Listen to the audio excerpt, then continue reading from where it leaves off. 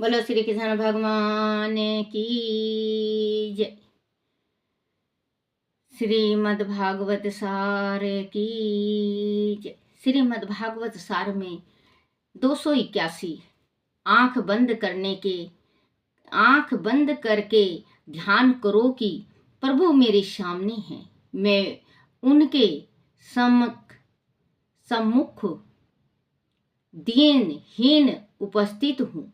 वह मेरी ओर कृपा दृष्टि से निहार रहे हैं। 282 भगवान के साथ इंद्रियों का परियाण करो, भोग के साथ नहीं। 283 विरह के विषय तीव्र होने से परमात्मा मिलते हैं। 284 प्राणी ईश्वर को साथ रखे तो किसी प्रकार का भय नहीं लगता। 285 संत मिले तो उनसे अपनी लौकिक बात काम से काम पूछने। बच्चों, जो अगर कभी आपके गुरु मिलते हैं या भगवान जैसे कि संत महात्मा आ जाएं आपके घर में और कुछ चीज आपको आपके गृहस्थी का बता दें, अगला बता दें, पिछला बता दें, तो आपको अपनी गृहस्थी का लौकिक बात कम से कम करना चाहिए। उनकी इच्छा होगी तो वो खुद ही आपको सारा डिटेल में बता देंगे कि आपको ये करना है। ऋषियों को, साधु महंतों को कभी गुस्सा नहीं दिलवाना चाहिए। ना उनको गुस्सा दिलवाओ और ना उनसे अपनी गृहस्थी का बात चलाओ। जो सही साधु होगा वो आपकी तकलीफ को भगवान के जैसे समझेगा। नहीं तो बच्चों, आप अगर साधु हैं, जो पखंडी साधु का एक और बात बताऊं। जो साधु पखंडी होते हैं वो सोनू मोनू तक रहते हैं कि हाँ भाई तुम्हारे यहाँ ये है, बहुत भागवान है, बहुत तकदीर वाली है, बहुत दान करेगी। हमारे जैसे महिला हैं, थोड़ी स्त्रियां, तो वो फूल जाती हैं कि देखो इस साधु को पता है कि मैं दानी हूँ। क्या वो बेशक से ना दान करती हो, दूसरे को दिखाने को और जताने को वो ये हो जाएगा कि हाँ भाई देखो मैं भी दान करती हूँ, इस साधु ने बताया है। वो नहीं होता। वो साधु नहीं होते। वो गृहस्थी के लोग होते हैं जो कान पड़वा के साधु बन जाते हैं। साधु वो होता है जो कि सही मार्ग पे आपको ज्ञान दे। पहला साधु का कर्तव्य होता है, साधु अगर आए तो भिक्षा में भोजन मांगे कि बच्चा कुछ बना हो तो खिला दो। खा के वो आशीर्वाद देगा और आपको यही ज्ञान देगा कि बेटा या बच्चा तू श्री हरि का भजन कर। तुझे इस चीज की तकलीफ है, तू भगवान का स्मरण करेगा तो तेरा कल्याण होगा। और जो पखंडी होगा वो कहेगा बच्चा 500 का नोट लिया, अभी मैं बदल के तुझे मैं 1000 का नोट दिखाता हूँ, अभी देता हूँ तुझे, ये दूंगा, तुझे ताबीज दूंगा। 500 का कभी कभी होता है ना बच्चे, जैसे कि 500 का नोट दे दिया उस साधु के हाथ में, वो मंत्र मारा, कंकड़ बन गया और वो ताबीज बन गया कि बच्चा इसको रख दे तिजोरी में से धन मिलेगा तुझे खूब। तो उनकी ये चालाकियां होती हैं। वो पूरी बाजू का शर्ट पहनते हैं और कुर्ता पहनेंगे पूरी बाजू का, उसमें लुकाए होते हैं, अंतर मंतर करके उस पैसे को अंदर डाल लेते हैं और ताबीज को बाहर निकाल देते हैं कि बच्चा 500 का तुम्हारा नोट का ये एक ताबीज भगवान ने कृपा करा है। यो होते हैं पखंडी। बच्चों, संसार में आए हैं हम, मृत्यु लोक में आए हैं तो भगवान को और भक्त को पहचानो। आप भक्त और भगवान को पहचान जाओगे तो आप भगवान के सेम खड़े हो जाओगे, भगवान के पास। क्योंकि हम बहुत जगह ऐसा हुआ है कि पूरा ही गृहस्थी खराब हो गया है, पूरी गृहस्थी बर्बाद हो गई है बच्चों। एक सोचे बिन विचारे जो करे सो पीछे पछताए, काम बिगाड़े आपने जग में होत हंसाए। जो इंसान सोचता नहीं है उसको थोड़ा सा देखो, गरीब होता है, जो निर्धन होता है, जो दुखी होता है, उसका दर्द का नस ये आजकल के पखंडी साधु लोग पकड़ लेते हैं। जो उसका नस, कहते हैं कि दुखते रख पे हाथ रख दिया। कोई बात ऐसी होती है, अगर मांगने निकलेंगे तो 100 घर मांगेंगे, तो 10 जने का बात सच्ची होती है। 10 जने की बात सच्ची होती है। अगर 2 बात सच्ची हो गई तो वो पखंडी उसका रग को पकड़ लिया। आप ये समझ लो कि वो पखंडी उसका रग को पकड़ लिया और वो उसको लूटेगा। आप मत लूटो। अगर आपको दान देना ही है तो मंदिर में दो, कुआं बनवा दो, बावड़ी बनवा दो, कन्या की शादी कर दो। कोई निर्धन ब्राह्मण है उसको दान दो। जो किसी की लड़की, जो 3600 जात में किसी की भी लड़की हो, कन्या हो, जवान है, उनके पास गुंजाइश ना हो, लड़की की शादी कर दो। दान इसको कहा जाता है। किसी ब्राह्मण के घर बच्चा हुआ है, उसके हैसियत नहीं है दूध पिलाने को जापा वाली के वास्ते, तो आप गौ बंधवा दो। जो 2-3 महीना दूध पिएगी उसके रूंग रूंग आपको आशीर्वाद। जो दान करो, जो आपको सही मार्ग, जो मार्ग है, सही मार्ग को आपको मार्ग तक पहुंचाए।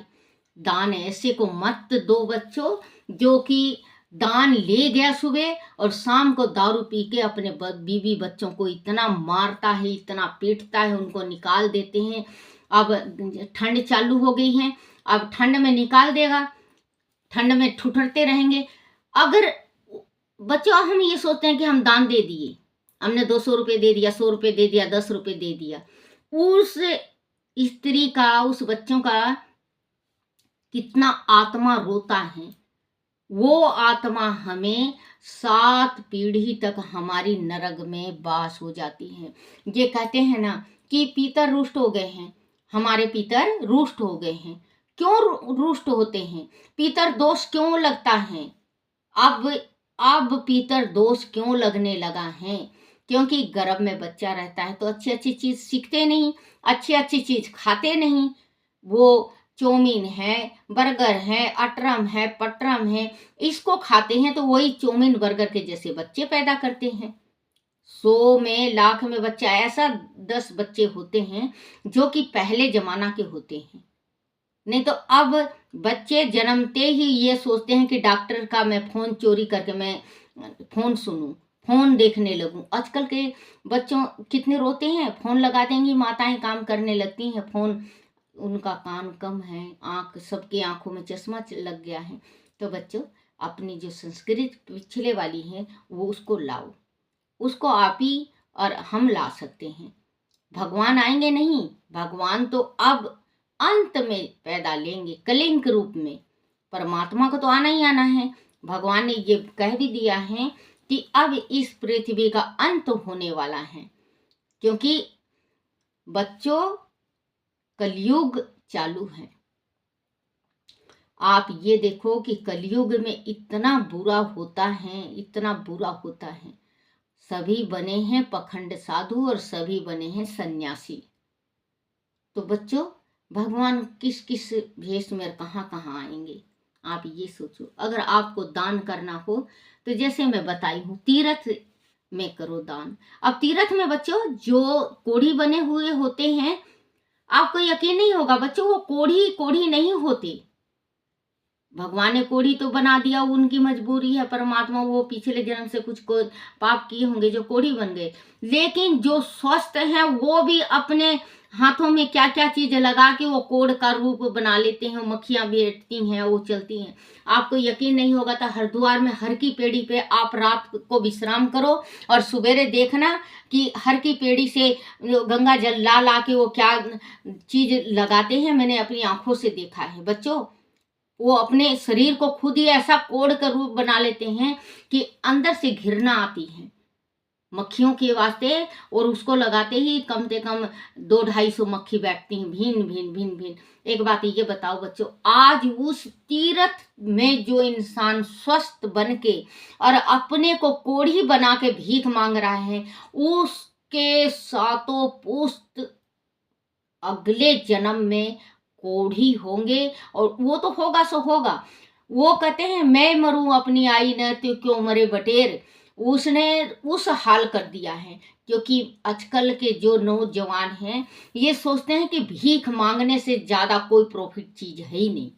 तो हरिद्वार में ऐसा देखना बच्चों, जो भीख मांगते हैं कोढ़ी बन के, उनकी बंगले हैं, गाड़ियां हैं, नौकर चाकर रहते हैं उनके घर में, वो ऐश करते हैं क्योंकि वो सीख लिए हैं वो कोड लगाना। तो अभी तो गंगा, जिसको कहते हैं गंगा, मानो तुम्हें गंगा माँ हूँ, ना मानो तो बहता पानी, मानो तुम्हें गंगा माँ हूँ, ना मानो तो बहता पानी।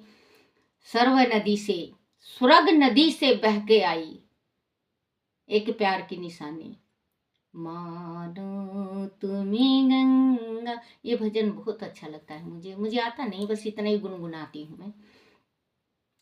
तो गंगा, जो गंगा के, गंगा पावनी गंगा, गंगा मुख में चली जाए तो सारा पाप धुल जाता है। नहा ले तो उसके 7 जन्मों का पाप उतर जाता है। वो गंगा, उस गंगा के पवित्र धारा पे बैठ के कोढ़ी का जो बना के रूप जो मांगता है, तो उसका ये बताओ बच्चों कि कितना बड़ा दोष है दान देने वाले को, दान देने वाले को और दान लेने वाले के। जो दान देता है उतना ही बड़ा पाप का भागी वो बनता है जो दान दे रहा है, और उतना ही बड़ा पाप का भागी वो बनता है जो दान ले रहा है कोढ़ी बन के। देखो बच्चों, कोढ़ी आश्रम है, हर एक जगह होता है कोढ़ी आश्रम। आपको अगर दान देना हो तो कोढ़ी आश्रम में दे दो, वृद्धा आश्रम में दे दो, अनाथ आश्रम में दे दो, जिनका कोई सहारा नहीं है।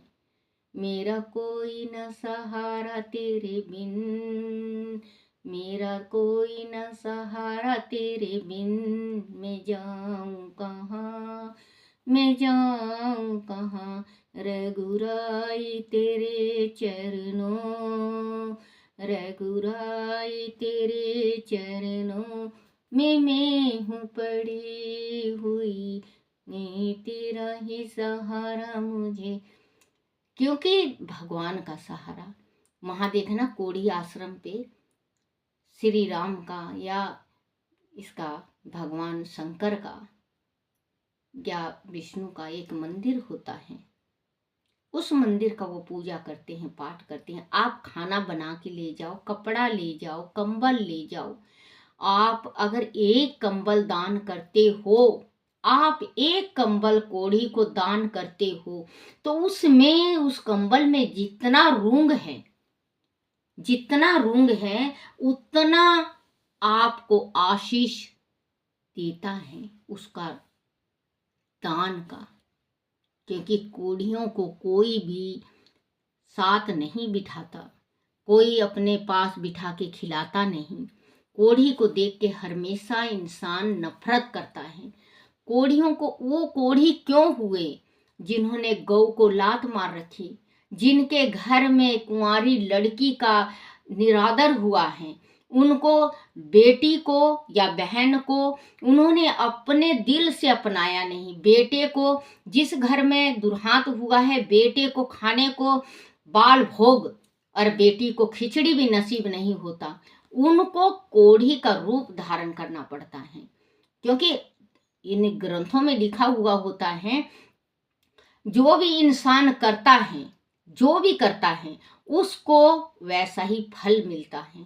अब बच्चों देखो, हमारे पास इतना दान धर्म देने को तो है नहीं, क्योंकि भाई जब कोई इंसान जिसके पास है वो दिल खोल करके दो, और देखो नहीं हो तो भगवान की भक्ति में लीन हो जाओ।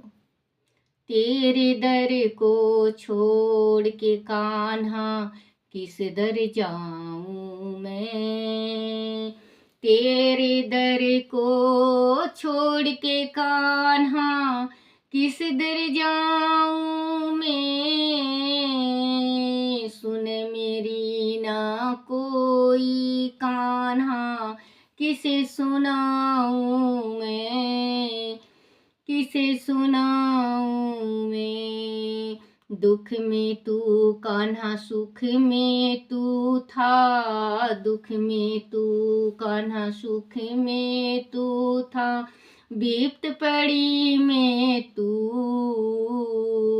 बिप्त पड़ी में तू, तू ही तू ही तू ही तू ही तू ही तू ही करूं पुकार। कहते हैं बच्चों कि भगवान को जैसे दिल में आए भजन गाओ। भगवान ये नहीं कहता कि आप ढोल मजीरा ले लो या किसी से सीख लो। हाँ, हृदय में जैसा आता है भगवान जैसे भाव देते हैं वो परमात्मा को पता है कि परमात्मा कैसे भाव दे रहे हैं आपको। आप जिस टाइम भगवान की भक्ति करोगे आपके अंदर से खुद निकलेगा। मन में तू कान्हा तन में तू से, मन में तू कान्हा तन में तू से, रूंग रूंग में तू से, रूंग रूंग में तू से, मुख की बानी नाम तेरा कान्हा, मुख की बानी नाम तेरा कान्हा, अंतर के अंदर तू से मेरे कान्हा मेरे मुझे भजन नहीं आता बच्चों, मैं झूठ नहीं बोलती, मुझे भजन नहीं आता। जब मैं बैठती हूँ मैं ऐसे ही गुनगुनाती हूँ। परमात्मा की कृपा होती है।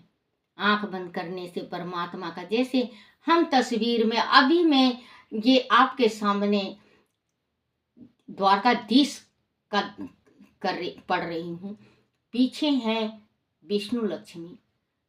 इनका थोड़ी सी देर बच्चों आप करके आजमा के देखना, तो 1 घंटा, आधा घंटा, 15 मिनट, 10 मिनट लगातार बिना पलके को हिलाए आप ध्यान करो। ध्यान करने के बाद आप आंख बंद करो।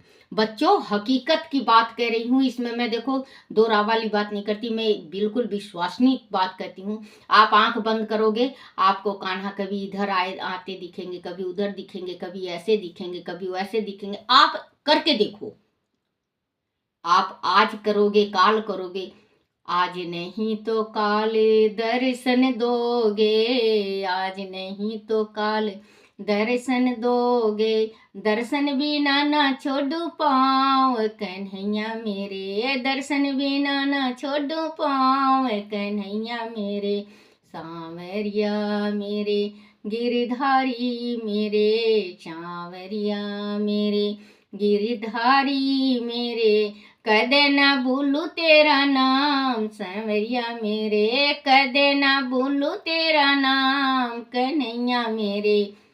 क्योंकि बच्चों आप ध्यान करो, ऑटोमेटिक आपको भगवान का दर्शन होना स्टार्ट हो जाएगा। बोलो श्री कृष्ण भगवान की जय हो। एक 285 संत मिले तो उनसे अपनी लौकिक बात कम से कम पूछें। 286 भगवान जिसे अपना कहे उसका बेड़ा पार है, वह धन्य है।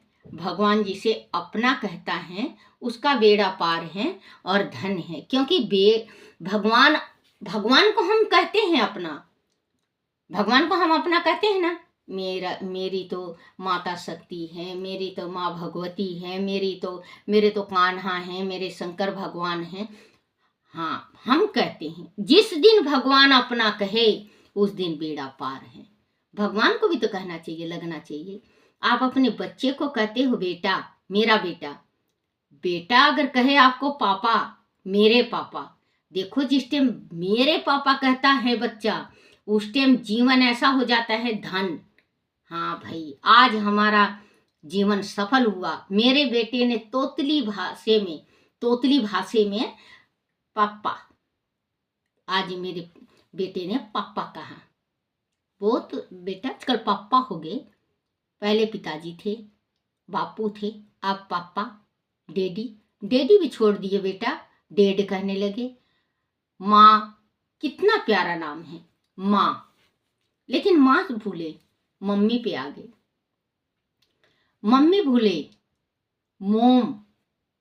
मोमबत्ती जला लो सॉरी बच्चों, मोम, अब मोम पे आ गए। डैड, ये गाली है बच्चों। डैड पूरा पिताजी कहा करो या पापा जी, चलो पापा जी कहते हो वो भी अच्छा लगता है कि पापा जी, लेकिन डैड और ढेड में कोई फर्क नहीं होता। आजकल के बच्चे ऑटोमेटिक हैं, पढ़े लिखे हैं, हमारे जैसे हम तो अनपढ़ गंवार हैं। अगर कुछ गलती से निकल जाए बच्चों तो मुझे माफ़ करना, क्योंकि जो इसमें भागवत के इसमें बैठती हूँ मैं तो मालूम नहीं क्या क्या निकल जाता है, मुझे माफ़ करना बच्चों। 287 इस संसार में जब तक मनुष्य किसी जीव का है तब तक वह भगवान का नहीं हो सकता। जो भगवान का है वह भगवान का है, जो भगवान का है वो भगवान का रहेगा, है और आगे भी। देखो बच्चों, ये सतयुग जो है, गाय में, कुंवारी कन्या में और स्त्री में और पुरुषोत्तम किसी पुरुष में, ये सत्य है तो धरती टिकी हुई है। जिस दिन ये सत्य हट गया धरती करवट लेगी और सब समा जाएगा। कहीं कहीं पे होता है बसा बसाया पूरा संसार, पूरा गांव गर्क हो जाता है, उसको श्राप लगती है पृथ्वी का जो श्राप होता है तो बहुत बड़ा होता है। बोलो श्री कृष्ण भगवान की जय हो। श्री कृष्ण गोविंद हरे मुरारी।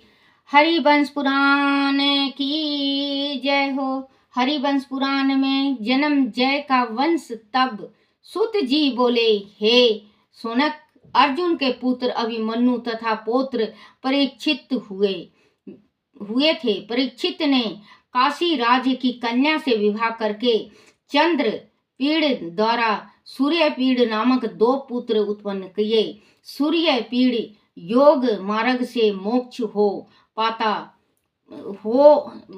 को प्राप्त हुए। चंद्रपीड़ से पांडु के वंश आगे बढ़ा। उसके सैकड़ों उत्तम पुत्र जय के गोत्र से प्रसिद्ध क्षत्रिय हुए। उनमें श्रेष्ठ सत्यकर्ण नामक पुत्र वाराणसी का शासक हुआ। इस सत्यकर्ण का पुत्र श्वेतकर्ण हुआ। श्वेतकर्ण के पुत्र हीन था, उसने संन्यास का आश्रय लिया। तब उसकी पत्नी भातु मालिनी को श्वेत के गर्भवती होने का ज्ञान हुआ। बोलो श्री कृष्ण भगवान की जय हो। श्री कृष्ण गोविंद हरे मुरारी। हे नाथ नारायण वासुदेवाय। हे नाथ नारायण वासुदेवाय। हे नाथ नारायण वासुदेवाय। हे मेरे कान्हा, कोई गलती हो जाए, कोई भूल हो जाए, कोई टूटी रह जाए, मुझे क्षमा करना, क्षमा करना, क्षमा करना। बोलो श्री कृष्ण भगवान की जय हो। अपने अपने माता पिता की जय हो।